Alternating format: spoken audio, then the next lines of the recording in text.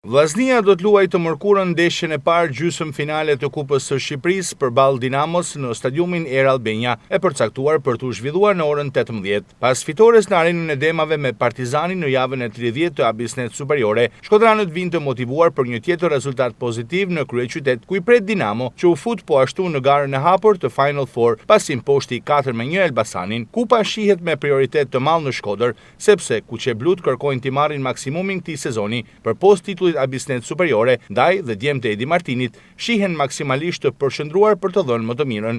Shumë i lumtur për 2 gola, se çdo sulmues pesha e tij mbatet me gola, por më i lumtur jam që fitum një ndeshje të vështirë siç ishte ajo me Partizanin dhe morëm 3 pikë dhe shpresoj të vazhdojmë kështu. Për ne është një ndeshje si tjetër edhe një ndeshje kampionati, duhet ta vlerësojmë maksimalisht. Shpresojmë që dalim me fitore dhe të vim në Shkodër, që të vim sa më qetë. Të rëndësishme kanë qenë edhe në ndeshjet e kampionatit, besoj me Dinamo, sepse ka shumë kualitet si ekip. Dinamo vjen pas një fitore 4-1 me Elbasanin dhe besoj edhe ata janë shumë të motivuar ndaj nesh, por ne dojmë të zbatojmë detyrat tona dhe të dalim me një fitore. Po ndeshjet e kupës kanë 2 ndeshje, ndoshta nesër mund të jetë një rezultat jo i mirë për ne, por ne do luftojmë edhe në Shkodër që të arrijmë maksimumin e këtyre ndeshjeve dhe të kualifikohemi.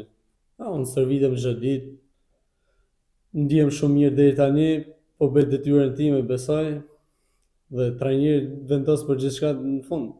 Janë edhe taktikat që ai zbaton, por shpresoj që po.